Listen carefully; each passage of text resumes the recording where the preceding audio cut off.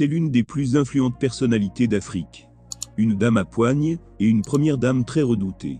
Chantal Biya, l'omniprésente femme du président camerounais Paul Biya, continue d'avoir un rôle prépondérant dans le sérail.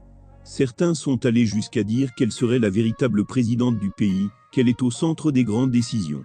Le magazine panafricain Jeune Afrique, dans la série d'articles consacrés au pouvoir des Toudi, a mis le zoom sur la première dame. Selon Jeune Afrique, Chantal Biya, en véritable animal politique, a su placer ses hommes au sein de l'appareil du pouvoir. Dans la deuxième partie de la série Game of Thrones à Toudi, le magazine a détaillé et a mis en lumière les véritables hommes de Chantal Biya. Chantal Biya est arrivée au palais en 1994, dans un contexte de défiance après le décès, 2 ans plus tôt, de l'ancienne première dame, explique un intime de la colline. Se sachant peu appréciée par les anciens, attachés à la mémoire de celle qu'ils appellent toujours Jeannie Reine, la nouvelle venue s'est évertuée à construire ses réseaux, à placer ses hommes dans l'entourage du chef de l'État, jusqu'à y devenir incontournable, au-delà de la sphère privée et des appartements du couple. Depuis de nombreuses années, Chantal Biya accorde toute sa confiance à Étienne Olon, un ancien gendarme, lieutenant-colonel de la DSP, qui dirige sa sécurité rapprochée.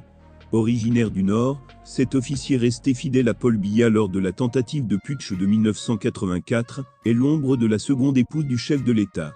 Le patron à Fouda, la première dame à Olon, résume un proche, annonce le magazine. Dans l'entourage de Paul Biya, informe Jeune Afrique, la toute-puissante première dame a placé ses proches et hommes de confiance. Ils sont ses yeux auprès de Paul Biya, comme l'indique le magazine. Chantal Biya a aussi placé auprès de son mari, l'un de ses neveux, Medoulou Mangolo Cléopas, qui occupe la fonction d'intendant. Il est comme son fils adoptif, s'occupe pour elle des affaires privées du patron, sert à contrebalancer l'influence de Samuel Mvondo et Yolo, et à être les yeux de madame au 3e étage, explique un officier passé par la sécurité du palais. Chantal Biya, qui dispose de son bureau et de son espace de réception à Etoudi, a tissé sa toile dans chaque lieu de pouvoir. Au 2e étage du palais, Oswald Babok occupe la direction adjointe du cabinet civil. Numéro 2 de Mvondo Yolo, ce pasteur natif de Dimako, un village de la région de l'Est où Chantal Biya a vu le jour, et tout acquis à la première dame, qui a vainement tenté de l'imposer à la tête du cabinet du chef de l'État. Babok n'en reste pas moins l'une des pièces maîtresses du jeu de Chantal Biya et Toudi.